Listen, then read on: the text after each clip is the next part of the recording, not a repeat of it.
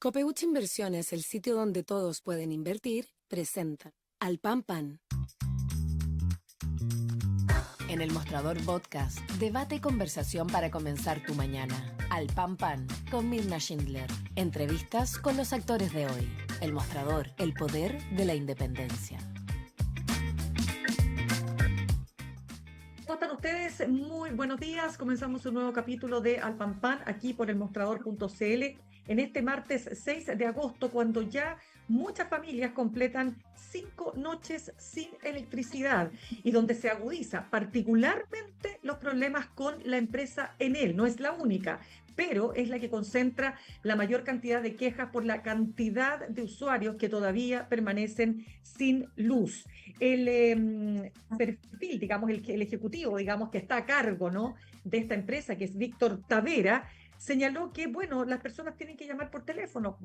Si no nos llaman, ¿cómo vamos a saber? Y ahí está el gran tema, porque lamentablemente los servicios de atención no funcionan. Y lo único que hay es una inteligencia artificial que, tal como comenté ayer, de inteligencia no tiene nada. Bueno, este es uno de los temas. Vamos a estar conversando en el siguiente bloque en detalle con un experto respecto de cuáles son las falencias que ha mostrado particularmente en él, pero también queremos entrar en materia política porque ayer se produjo el primer encuentro entre el presidente Lula da Silva, que está de visita en nuestro país con una importante delegación, y el presidente Boric. De ese encuentro hasta ahora no ha salido una declaración conjunta respecto de lo ocurrido en Venezuela. Y por último, y con esto cierro, la polémica generada por una minuta que finalmente reconoció la asociación de AFP, que es autoría de esta asociación, haciendo un análisis muy crítico a la propuesta de reforma a las pensiones. De todo eso y más, queremos pasar a conversar con nuestro siguiente entrevistado, Camilo Escalona, secretario general del Partido Socialista. Camilo, ¿qué tal? Un gusto de tenerlo con nosotros esta mañana. Muy buenos días, gracias. Muchas gracias por la invitación.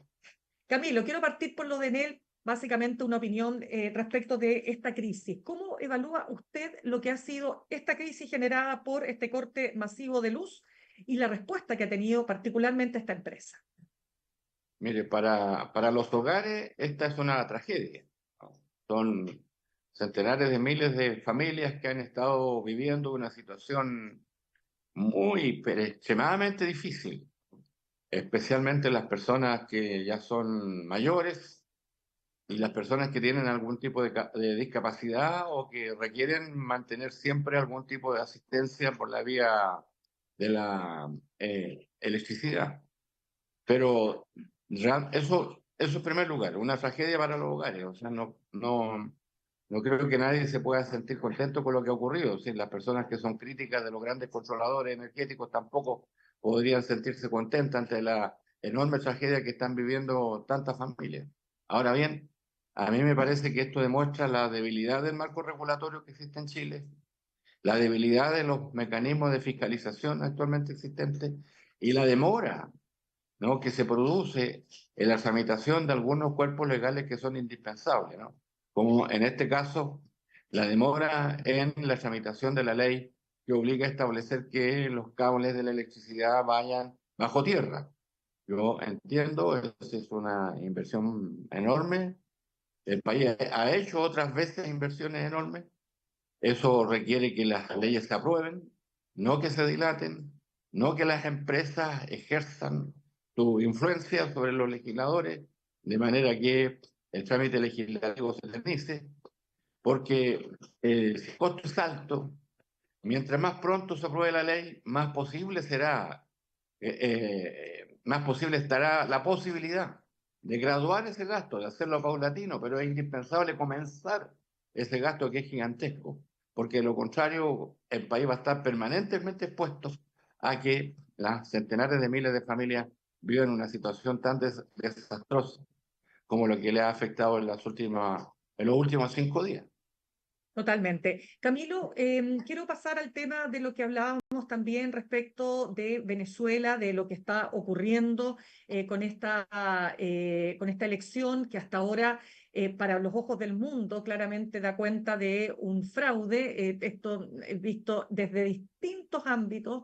y particularmente quiero entrar en materia respecto de lo que ha sido la visita de Ignacio Lula da Silva, que para algunos puede él ejercer un rol articulador para salir de esta crisis. ¿Usted lo ve así realmente?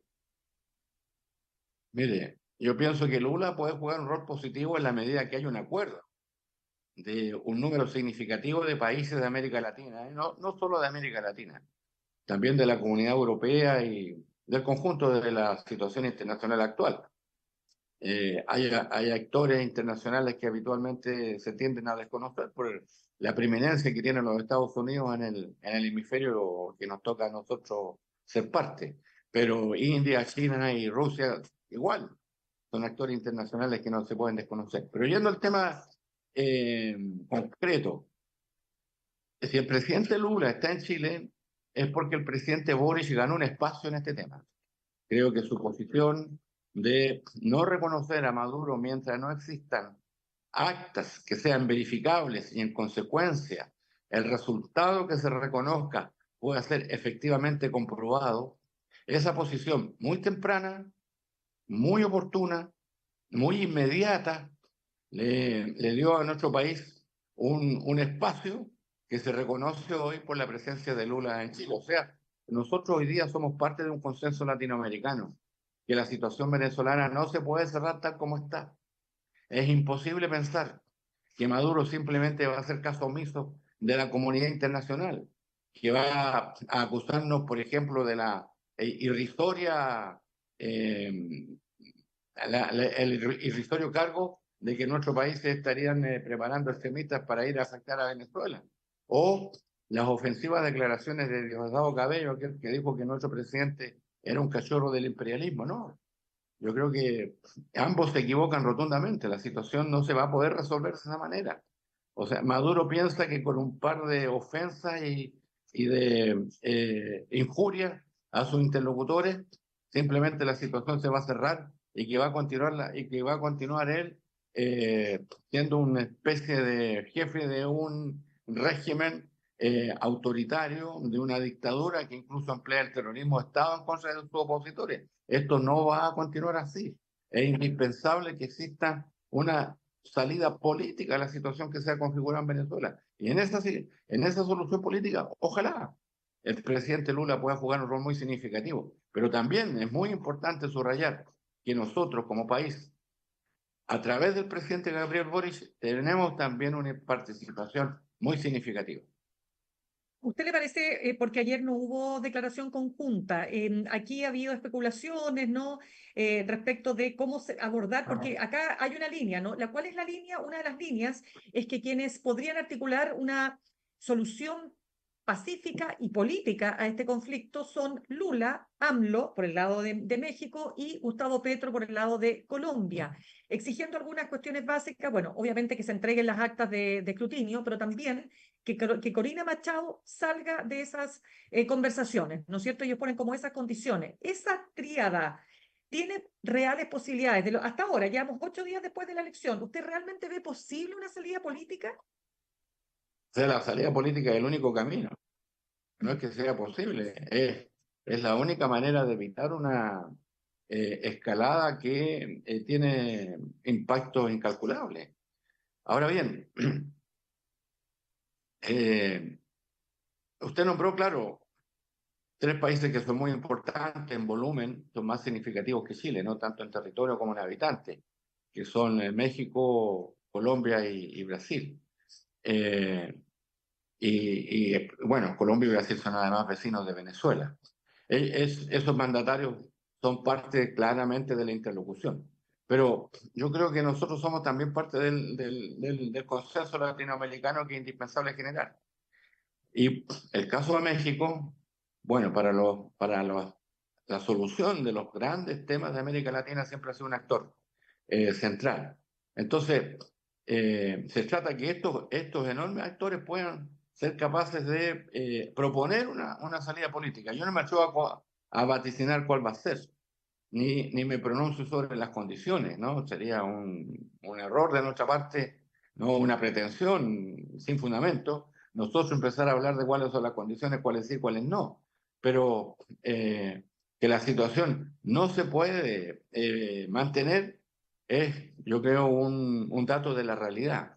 Es decir, Maduro no puede pensar que mantenerse en el poder es posible por la vía que se produzca una nueva oleada migratoria de otras centenares de miles o millones de personas y que se puede imponer su voluntad sobre la base del control de las Fuerzas Armadas, porque finalmente, a la postre, eso va a ser imposible que se pueda mantener en el tiempo. Por mucho que el alto generalato se beneficie de las condiciones económicas que la dictadura de Maduro les entrega. Yo creo que a la postre es imposible pensar que el régimen se va a mantener eternamente como está. Ya, pero a la postre digamos, solo por Maduro ya son casi, ¿cuántos? Son más de 10 años, un poco más de 10 años solo con Maduro, en total 25 años desde que Chávez asumió el poder. Pero acá quiero vincularlo con una columna de opinión, Camilo, que usted escribió hace algún tiempo, donde usted hace una crítica muy descarnada a estos dos liderazgos que están predominando en América Latina. Por un lado, Milei, con esta megalomanía, ¿no es cierto? Y esta cosa, bueno, desde por supuesto, una posición de ultraderecha, y por otro lado, la posición de ultraizquierda que usted define, ¿no es cierto?, a Maduro, y usted lo llama un megalómano de ínfulas revolucionarias que imita burdamente el estilo de Fidel Castro, y ahí hace usted un desglose de estas características de este liderazgo. Lo que quiero hacer ahora es vincular esto, Camilo, con la posición que ha tenido una parte de la izquierda, pero sobre todo el Partido Comunista, respecto de la manera de virar y entender lo que está pasando en Venezuela. Su partido, pero sobre todo la presidenta de su partido, ha sido muy crítica respecto de aquello. ¿Cuál es su postura sobre hasta ahora la manera en que el Partido Comunista ha abordado este conflicto? Mire, sí, efectivamente, yo escribí ese artículo el fin de semana, lo publiqué ayer, no es tan antiguo, ¿no? Ya. Dice relación con los acontecimientos que estamos viviendo actualmente, porque, claro, en América Latina surgen este tipo de liderazgo ultrapersonalistas, narcisistas a morir, ¿no? Que única y exclusivamente piensan el destino de sus naciones a través de su propio interés. Y lógico que para eso la democracia, existe este sistema político precisamente para que estos fenómenos horrorosos, en lo posible, no puedan existir, para que los pueblos sean capaces ellos de resolver su propio destino, como se afirmó el presidente Allende. Ahora bien, nuestra posición es es respaldar al presidente Boris. Nos representa 100%. No puede haber un resultado que se reconozca si no es verificable. Porque si no es verificable es porque hubo un fraude. Y en consecuencia, cualquier solución parte porque el resultado sea verificable, se pueda comprobar efectivamente quién ganó y quién perdió.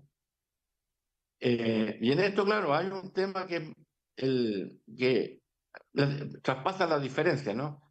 Nosotros podemos tener una diferencia con el Partido Comunista en relación a la apreciación que ellos tienen del régimen venezolano. Pero lo que no es aceptable es que permanezca en silencio frente a las atrocidades que dice Maduro y el régimen venezolano de nuestro propio gobierno y de nuestro propio país. O sea, lo que dijo Cabello, ¿no? De que el presidente era un cachorro del imperialismo, frente a esa ofensa no se puede guardar silencio. Frente a lo que está diciendo Maduro, que es realmente muy grave desde el punto de vista de las relaciones internacionales, de que en nuestro país se preparan terroristas que van a actuar allá en Venezuela, frente a ese tipo de infamias en el fondo en contra del Estado de Chile, no se puede permanecer en silencio. O sea, para nosotros es fundamental que el Partido Comunista, independientemente de lo que él piense o no piense de Maduro, para nosotros es fundamental que en aquellas cuestiones que afectan a nuestro país, en aquellas cuestiones naturalmente que tienen que separar aguas, no puede mantener silencio frente a esas afirmaciones completamente canallescas del régimen venezolano en contra de Chile. Ya, pero ¿está también tan de acuerdo en que no haya una crítica al proceso mismo? Toda vez que llevamos 8 días y todavía no se muestran las actas de escrutinio, el propio Partido Comunista había dicho que esperaba que primara la transparencia, que es lo menos que ha primado. ¿No echa de Sí. menos también una postura respecto de aquello a 8 días de la elección? Por supuesto, lo que sí yo me pongo en el caso de que yo no le puedo pedir a un partido con el cual compartimos tareas de gobierno tener exactamente la misma posición que el Partido Socialista. A lo que me refiero es aquello que es lo básico, ¿no? También, por cierto, ¿no?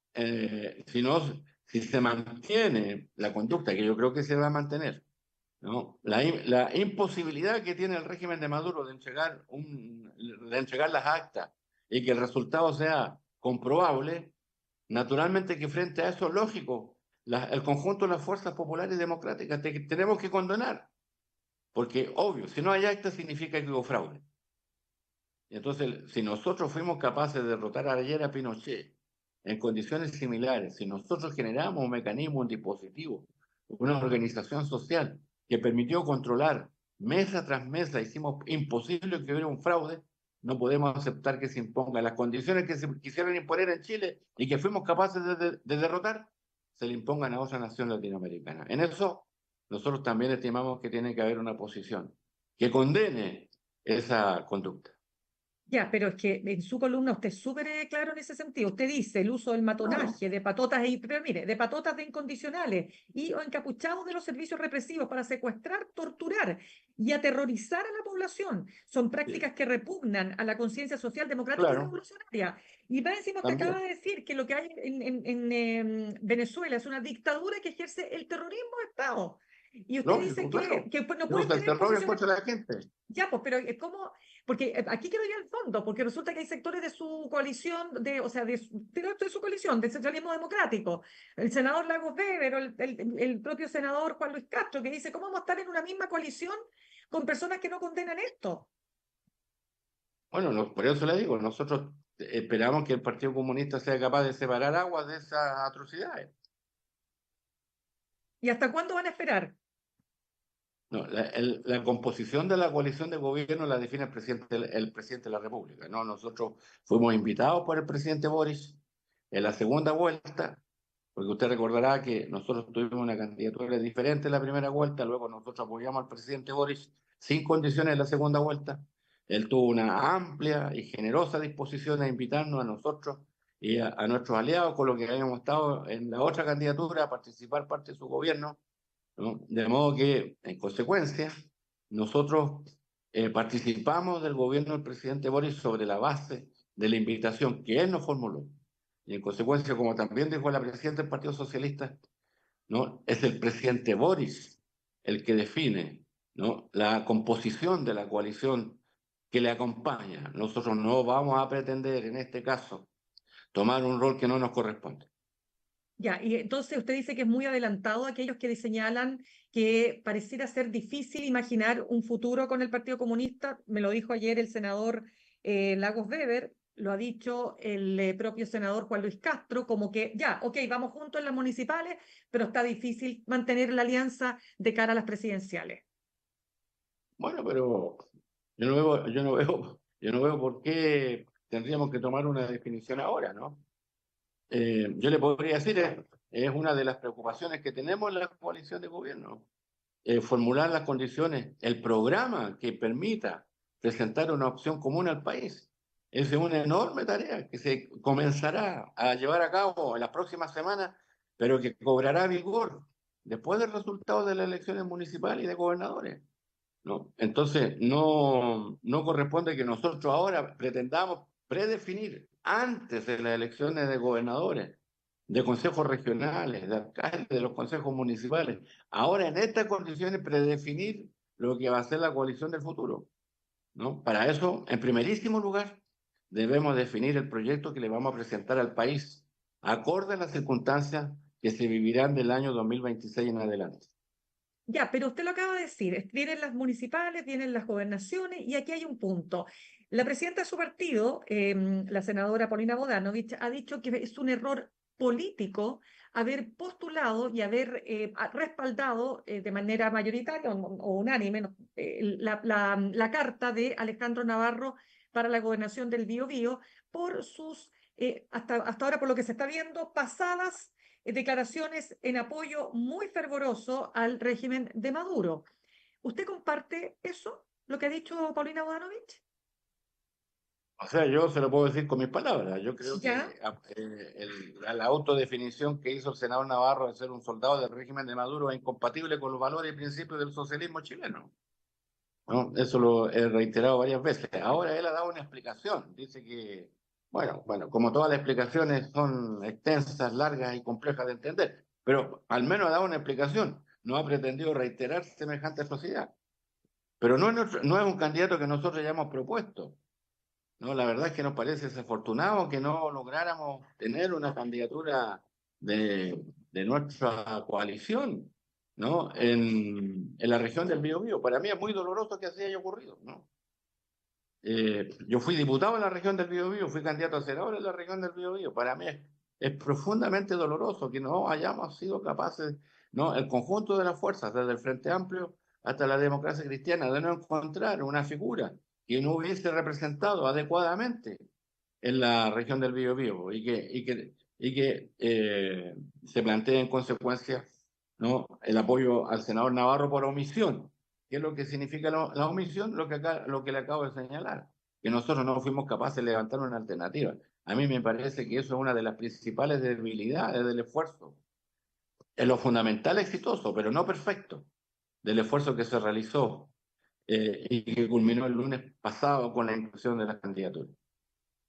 Ya, o sea, en su opinión, entonces, usted habría preferido naturalmente otra carta por lo que le estoy escuchando, no No, Alejandro Navarro. no Pero, solamente preferí, viajé a Concepción a buscar una posibilidad o una alternativa. ¿ya? Insté a nuestros compañeros del Partido Socialista que levantaran una carta. No, lamentablemente no ocurrió. Ya, pero Pero escuchen una esto no es cosita, solamente un problema del Partido Socialista, es sin también duda. un problema de la otra fuerza, del Frente Amplio, del propio Partido Comunista, que tiene una presencia muy significativa y figura interesante en la región, de la Pero, democracia cristiana, del PPD. O sea, un Camilo, problema del conjunto de nuestra coalición que no levantamos una candidatura apropiada en la región del Biobío. Camilo, pero usted pone en duda las credenciales democráticas de Alejandro Navarro. No, yo me refiero a una afirmación que es aberrante. Si él mismo lo reconoce, que no la haría ahora, dice. Ya, o sea, en ese sentido, no es que usted diga que él no es una persona que tenga credenciales democráticas, sino que en el pasado hizo declaraciones y esas declaraciones, por supuesto, no al lugar con, usted ha dicho, los principios que rigen el Partido Socialista. Naturalmente, pues nosotros somos una fuerza pensante, ¿no? Las fuerzas militares y en consecuencia los soldados, por definición, no, son lo contrario, ¿no? Una fuerza política es una fuerza deliberativa. Los soldados son no deliberantes, es decir, es de la naturaleza de las cosas, que una alternativa política es de un carácter diferente, ¿no? Y que por lo tanto esa declaración es profundamente desafortunada. Oiga, Camilo, para cerrar el tema Venezuela, ¿cómo llegamos a esto? ¿Cómo se llegó a un gobierno que terminó desdibujando completamente el sentido original que tenía, ¿no? De conducir el país hacia, naturalmente, un estado de mayor bienestar para sus ciudadanos y es precisamente todo lo contrario? Eso, eso sí que se va a estudiar por muchos años, cómo se llegó a eso, ¿Mm? a esta situación en Venezuela, ¿no? No me sentiría yo capaz ahora de darle una respuesta, pero sin lugar a dudas que yo siento que en Venezuela uno de los actores que no tuvo la fortaleza suficiente fue un actor como un actor político similar a lo que nosotros representamos en Chile, ¿no? Una fuerza de izquierda que busca por la vía de la democracia el cambio social. Lamentablemente, ante las debilidades que tuvo la situación venezolana durante los años 90 del siglo pasado, ¿no? Se generó un liderazgo caudillista que luego se transformó en un régimen autoritario.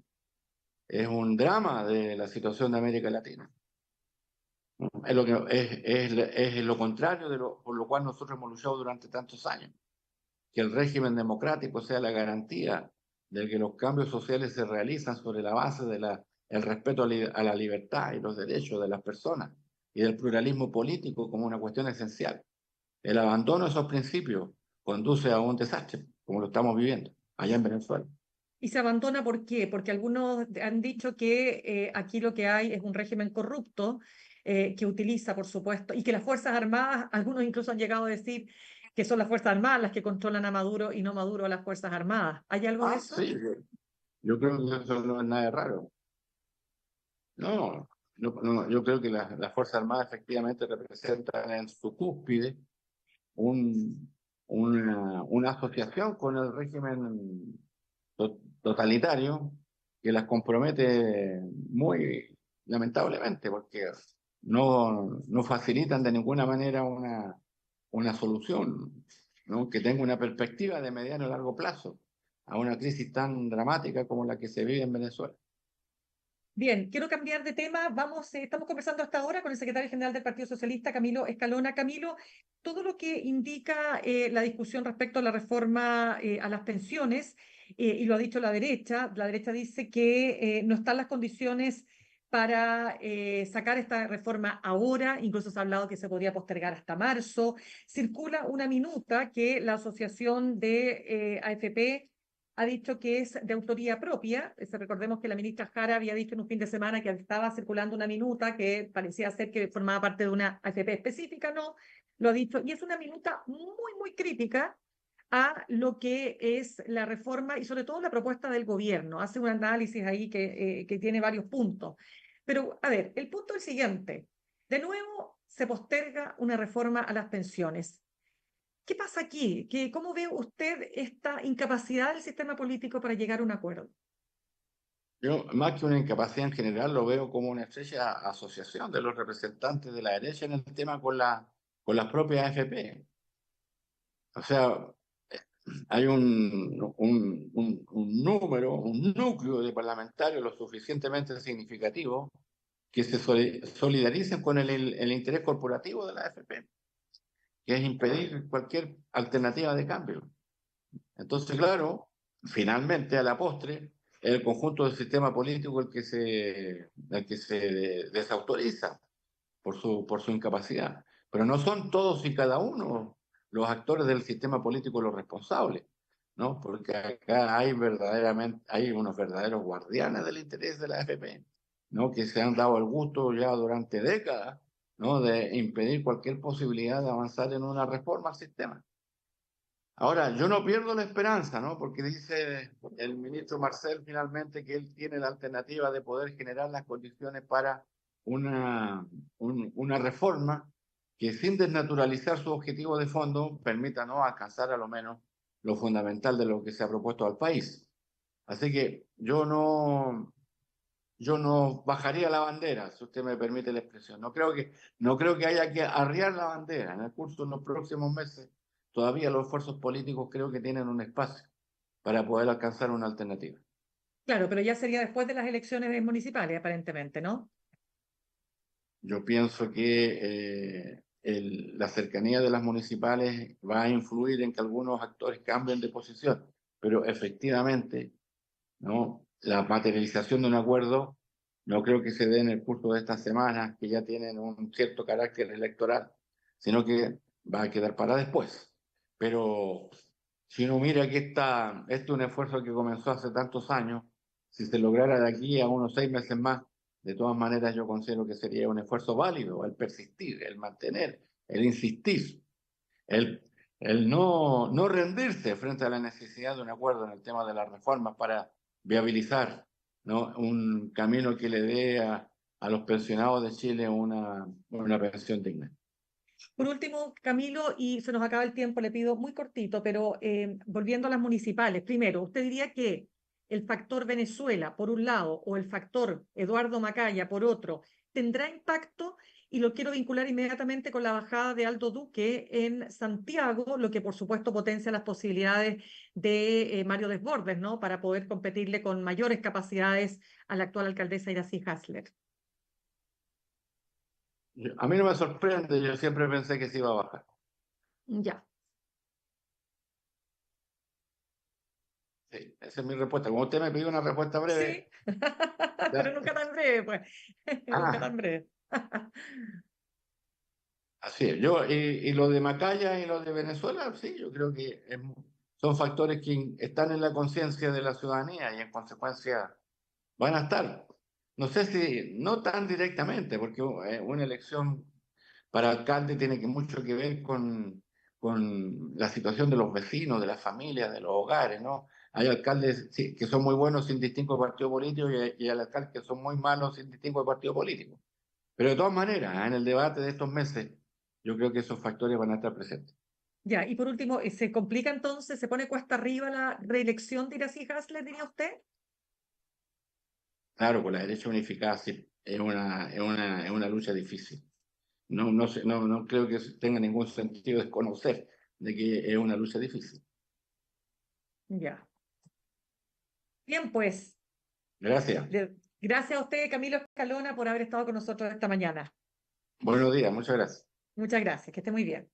Saludamos a nuestros auspiciadores. Ahorrar cotidianamente se puede y de forma organizada, rápida y online con Ahorrando, la nueva funcionalidad de tu app Coopeuch, en donde puedes programar ahorros de manera fácil y entretenida, eligiendo tus propias reglas y metas. Haz que el ahorro sea parte de tu vida con Ahorrando de Coopeuch. Más información en coopeuch.cl. Nos vamos al corte y al regreso vamos a estar entrando de lleno en la crisis de las empresas eléctricas distribuidoras, donde en él, bueno, es la que lleva los mayores premios o los mayores abucheos, ¿no? ¿Por qué? Porque concentra la mayor cantidad de clientes hoy día que todavía están sin luz y que están cumpliendo ya el 5.º día sin suministro eléctrico. ¿Qué ha pasado aquí? ¿Cuáles son las falencias? ¿Cuáles son las fallas? Lo vamos a conversar al regreso de esta pausa.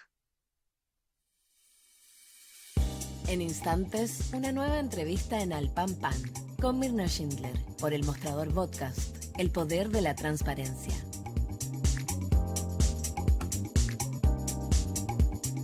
En Coopeuch cada vez somos más socios. Y cada año tenemos una